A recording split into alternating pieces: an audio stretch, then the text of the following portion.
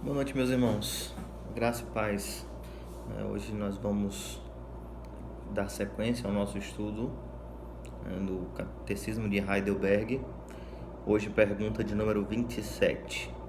Vou recapitular brevemente a pergunta de número 26, porque há uma íntima ligação entre a pergunta 27 e a 26. O Catecismo ele é todo estruturado desta forma, né? Que uma pergunta leva a outra, e aí o conhecimento ele é vinculado e ele é construído, né? Cada vez seguindo adiante, aí cada nova informação, um novo questionamento, e assim é construído o conhecimento, né? A estrutura do catecismo se desenvolve desta forma, tá? Pergunta de número 26 diz o seguinte: em que você crê quando diz creio em Deus Pai Todo-Poderoso, Criador do céu e da terra? Eu já expliquei isso aos irmãos na terça-feira, a ideia de crer, né, e de fato como o que nós professamos crer deve de fato impactar as nossas vidas. Não apenas conhecer o credo, mas professá-lo, né, dar testemunho de que de fato o que é escrito em determinado credo é verdadeiro ou não à luz das escrituras, tá? Então essa é uma questão fundamental. Por que fundamental? Em especial, nós fazemos parte de uma igreja histórica, de uma igreja que adota símbolos de fé como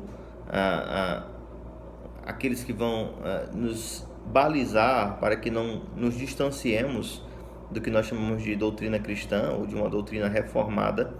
É importantíssimo que nós conheçamos os nossos credos, né? Em que nós cremos, em que a Igreja Presbiteriana do Brasil crê historicamente, né? E no que a Igreja Cristã, o que a fé reformada professa como verdade bíblica ao longo das eras, né? É fundamental que nós não apenas tenhamos conhecimento, mas que de fato as nossas ações, o nosso comportamento, a nossa mente, a nossa forma de discernir, a nossa forma de decidir, todas estas coisas elas sejam direcionadas pelo nosso credo, né, pelo que nós professamos crer. Por isso, quando nós fazemos a nossa pública profissão de fé, preciso que os irmãos tenham uma atenção especial para este momento. Porque o que é a pública profissão de fé? Algumas pessoas vão à frente: eu quero ser membro de uma igreja, eu quero ser crente. Aí vai lá: você acredita nisso? Acredito. Você acredita nisso? Creio. Você acredita? Acredito. Às vezes ali é o primeiro contato que a pessoa está tendo com aquelas afirmações, e às vezes nem crê, né? Mas ele vai se tornar membro da igreja, ele não vai dizer o contrário, porque senão não adiantou ele ter ido lá para frente, né? Então, sim, quando você torna-se membro de uma igreja, é importante que você perceba que o vínculo, ele é um vínculo espiritual. Nós fazemos parte do mesmo corpo, o corpo de Cristo, mas nós professamos uma mesma fé, né? Porque nós temos a palavra de Deus como diretriz. Não significa que todas as igrejas cristãs serão concordantes em todos os aspectos, mas pelo menos nos basilares, nos mais centrais, há concordância entre a maioria das igrejas que de fato são igrejas cristãs, tá? Então, nós precisamos conhecer, nós precisamos crer, que seja não apenas da boca para fora, né, mas que seja de fato uma profissão verdadeira, né? Porque inclusive nós pecamos contra Deus quando nós fazemos votos precipitados, votos impensados, né? Ou professamos perante Deus e o seu povo que cremos em determinadas coisas e na prática nós não cremos. Ou quando professamos na presença de Deus e do seu povo, por exemplo, que nós nos submetemos ao governo da igreja, a pastor e presbíteros, voluntariamente nós nos submetemos, e na prática isso não acontece. Ou quando nós nos comprometemos na presença de Deus e da sua igreja, de que nós vamos ensinar o evangelho aos nossos filhos, orar com eles e por eles, e levá-los à casa do Senhor, e na prática nós não fazemos, nós pecamos contra Deus. É quebra de votos, é perjúrio, né? Jura em nome de Deus, promete solenemente na presença de Deus. Isso acontece também no matrimônio. Não é uma questão simplesmente de não deu certo, ou uma questão apenas de uma questão moral. É feio terminar o casamento. Não, você quebra um um voto que é para ser eterno e foi firmado na presença de Deus e na presença do seu povo, tá? E a resposta, a pergunta de número 26, vou repetir porque eu falei bastante e não continuei, né? Depois vou atrapalhar os irmãos. A pergunta e a resposta agora. Em que você crê quando diz: creio em Deus Pai Todo-Poderoso, Criador do céu e da terra? Resposta: creio que o eterno Pai do nosso Senhor Jesus Cristo, que criou do nada o céu e a terra e tudo que neles há, e também os sustenta e governa por seu conselho e providência eternos, é o meu Deus e o meu Pai por causa do seu Filho Cristo Jesus. Creio nele tão completamente que não tenho nenhuma dúvida de que ele me suprirá de tudo que é necessário ao corpo e à alma, e que também converterá em bem para mim a adversidade que me enviar nesta vida conturbada. Ele assim pode fazer porque é Deus Todo-Poderoso, mas o quer fazer porque é Pai fiel. Eu quero frisar aqui especialmente a parte que diz que creio também que o Senhor sustenta e governa por seu conselho e providência eternos, tá? Por que eu quero sustentar essa parte aqui? Porque é justamente o conteúdo da pergunta de número 27. O que é providência, né? Eu creio que Deus criou todas as coisas, mas que também sustenta todas as coisas pela palavra do seu poder, tá? Isso é providência, tá? A pergunta número 27 vai dizer o seguinte: o que você entende por providência de Deus? O que seria providência, né? Certamente você conhece coincidência, né? Mas talvez não tenha um conceito de providência claramente definido na sua mente, tá? A resposta é: a providência de Deus é o seu onipotente e onipresente poder, por meio do qual, com as suas mãos, ele sustenta continuamente o céu e a terra e todas as criaturas, governando-os de tal modo que ervas e plantas, chuva e seca, abundância e escassez, comida e bebida, saúde e doença, riqueza e pobreza, todas as coisas, na verdade, não nos vêm por acaso, mas procedem da sua mão paternal. Veja, meus irmãos, aqui há um misto de circunstâncias e certamente isso vai despertar nas pessoas um misto de sentimentos, tá? A ideia de providência, ela está baseada e firmada especialmente também na ideia de onipotência, né? E na ideia de um Deus que não apenas criou todas as coisas pela palavra do seu poder, mas também governa o mundo criado. Ele não apenas criou o universo e o abandonou, mas ele governa este universo, ele preside este universo. Eu quero ler com os irmãos o Salmo de número 104, versículos 27 e 30. Veja, eu estou aqui com meio mundo de referência aberta. Salmo 104, essa referência é da terça-feira, tá? Ainda da parte que cita a providência na pergunta 26. Diz o seguinte, Salmo 104, versos 27 a 30. Todos esperam de ti, que lhes dês de comer a seu tempo. Se lhes dás, eles o recolhem. Se abres a mão, eles se fartam de bens. Se ocultas o rosto, eles se perturbam. Se lhes cortas a respiração, morrem e voltam ao seu pó. Envias o teu espírito, eles são criados, e assim renovas a face da terra. Perceba que neste texto, em especial no Salmo 104, há uma descrição clara da soberania de Deus. É uma ideia que é abundantemente encontrada nas Escrituras, né? Ele que criou todas as coisas, ele que estabeleceu os astros para governar o dia e a noite, ele que impôs um tempo determinado para todas as coisas, e que enquanto houver Deus, haverá manhã e noite, ele que impõe limite aos mares, né? Isso está intimamente ligado com a soberania de Deus. Um Deus, ele não pode ser soberano se ele não tem todo o poder, se ele não detém o controle de todas as coisas, se ele não comanda e determina cada coisa, tá? Então a providência é o poder de Deus em prática. É Ele quem dá o nosso sustento, é Ele quem dá o nosso mantimento, é Ele quem nos livra do mal. E quando o mal nos sobrevém, aí vem a pergunta: eu não acredito na providência, porque se Deus é onipotente e onipresente, e Ele é amor e é bom em tudo que faz, por que há sofrimento, por que há fome? São as perguntas que são levantadas, né? Um dos pontos centrais do que nós chamamos da fé calvinista é justamente a questão da soberania de Deus, né? Dos decretos eternos de Deus, de que Ele governa todas as coisas, inclusive, como nós vimos no Salmo número 104, a vida dos homens.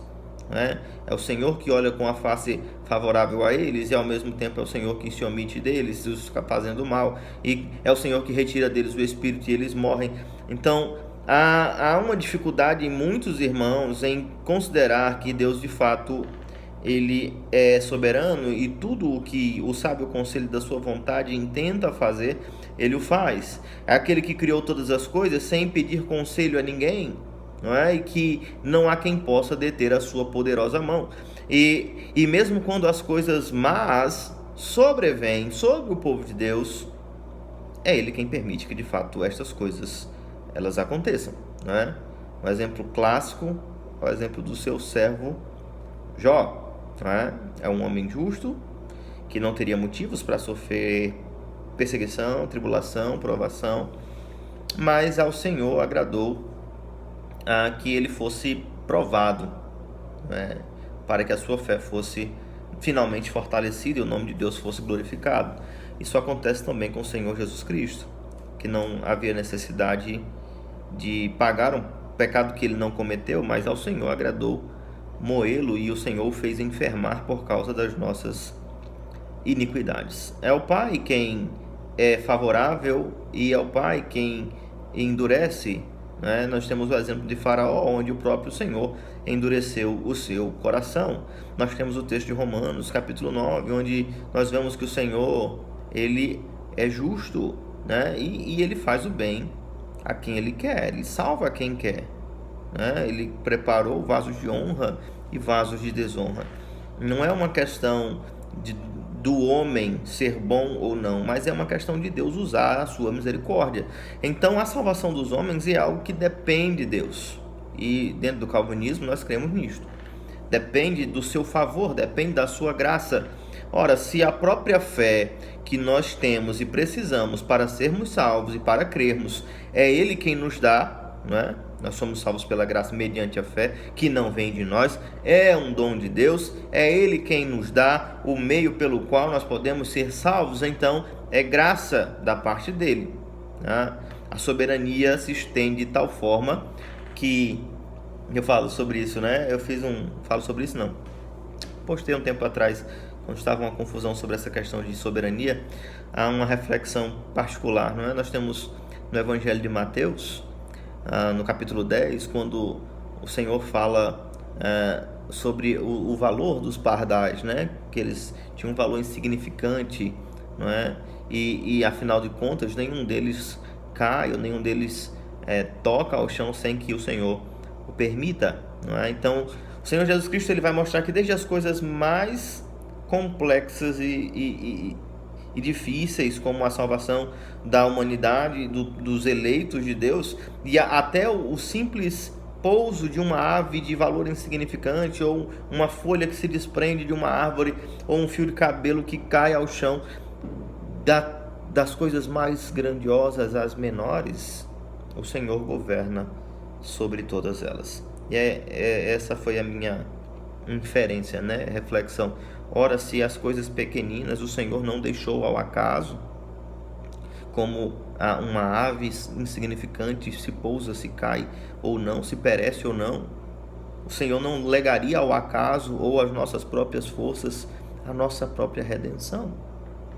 Não é? Ele é soberano, né? E a providência é o poder de Deus em ação. Tá? Por que as pessoas têm muita dificuldade com a ideia de um Deus soberano? Né? Porque coisas ruins acontecem. Tá? Coisas ruins acontecem, e aí se Deus pode todas as coisas, por que coisas ruins acontecem? Deus é mau? Não. Veja bem, Deus criou um mundo bom, e este mundo não é mais bom por causa do pecado que nós cometemos em Adão. Tá? Então, Deus ele manifesta a sua graça e prova o seu amor para conosco, enviando Cristo Jesus para morrer por nós, sendo nós ainda pecadores. Nós ainda estamos em um mundo caído, ainda vivemos em um corpo caído, e Deus manifesta graça e misericórdia em nos dar favor quando nós merecemos tão somente condenação. O mundo está mal, a violência, ele sempre esteve, desde a queda. Os homicídios começaram, desde a queda as guerras começaram, desde a guerra a dureza para obter sustento por meio do trabalho, desde a queda a dificuldade relacional entre marido e mulher, entre a sociedade, desde a queda o pecado tem assolado a humanidade. E onde está a graça e a providência de Deus? Em providenciar um meio pelo qual o pecado fosse extirpado da criação. Então, sim, coisas más acontecem. Sim, elas estão debaixo do controle do governo de Deus. Mas o simples fato, imagine só, de o Senhor refrear o mal. Não pense você que a humanidade ela está exercendo o seu potencial de fazer o mal ao máximo, ou que o mundo não poderia ser pior do que é, ou que o homem não poderia ser pior do que é. Poderia. É o Senhor quem, pela sua infinita graça, tem refreado os corações, tem refreado o mal para que ele não venha a consumir todos. É o Senhor que, pela sua graça, redime a nossa vida da morte, quem nos olha com um favor imerecido, e então nos dá a salvação, nos dá a vida eterna. A providência, então, ela se estende desde estas coisas, questões de salvação, redenção, mas ela se estende às menores coisas. A resposta da pergunta 27 diz: a providência de Deus é o seu onipotente e onipresente poder, por meio do qual, com as suas mãos, ele sustenta continuamente o que está no céu, na terra, né? E todas as criaturas são sustentadas pelo poder de Deus, governando-os de tal modo que ervas e plantas, chuva e seca, abundância e escassez, comida e bebida, saúde e doença, riqueza e pobreza, todas estas coisas não vêm por acaso, mas procedem da sua mão paternal. Veja, na próxima semana nós vamos ver as implicações práticas disso, né? O que isso nos traz, este credo. Mas aí, o ponto que nós precisamos bater hoje com convicção é: todas as coisas estão debaixo do governo de Deus, sim ou não? É Ele quem conduz a história, é Ele que tem conduzido a história, sim ou não? É Ele quem escreveu cada um dos nossos dias antes de nós nascermos, sim ou não? É Ele quem nos salvou e nos amou antes de nós podermos sequer olhar para Ele, porque estávamos mortos em nossos delitos e pecados, sim ou não? Isso é soberania, isso é providência, e nós cremos que esta é a verdade que emana das Escrituras. Há um Deus todo-poderoso que governa, que não pode ter seus planos frustrados, e este Deus nos ama e é o Senhor da sua igreja, e é quem fará esta igreja permanecer e prevalecer até o último dia. Ele tem a conduzido para o glorioso dia do nosso Senhor Jesus Cristo. Por isso que mesmo em meio às tribulações, nós não nos exasperamos, nós não nos ficamos atônitos, porque há um Deus soberano, assentado em seu alto e sublime trono. Por mais que os homens se levantem, que os poderes, que os exércitos, que as ideologias, eles venham com todo o ímpeto, e esta é a imagem de um mundo caído, reunido contra o Senhor, nós sabemos que o nosso Senhor, ele triunfou, e a sua vitória é cabal sobre a impiedade, e certamente ele colocará debaixo dos seus pés cada um dos seus inimigos. E esta é a nossa esperança, esta é a nossa alegria, independente de que coisas ruins aconteçam, e vão acontecer porque é um mundo caído. As consequências do pecado, elas existem, e o próprio Senhor advertiu que elas existiriam. Não é algo que não foi conhecido ou informado pelo próprio Deus. A despeito destas coisas, nós sabemos que o Senhor nos ama e que Ele cuida de nós. E a nossa segurança no futuro, a nossa esperança na eternidade repousa somente sobre o seu poder e sobre a obra do nosso Senhor Jesus Cristo. Que o Senhor nos dê esse conforto, nos dê essa paz, nos dê essa esperança e nos abençoe a todos, nos livre também do mal. Que o Senhor vos abençoe, que o Senhor estenda sobre vós a sua graça e conforte os corações caso estejam aflitos com esta maravilhosa verdade. É o Senhor, o fiel guarda dos homens, aquele que nos livra, aquele que nos protege, aquele que nos fará perseverar até ou nosso Senhor vir nos buscar ou até irmos ter com Ele. Uma boa noite a todos.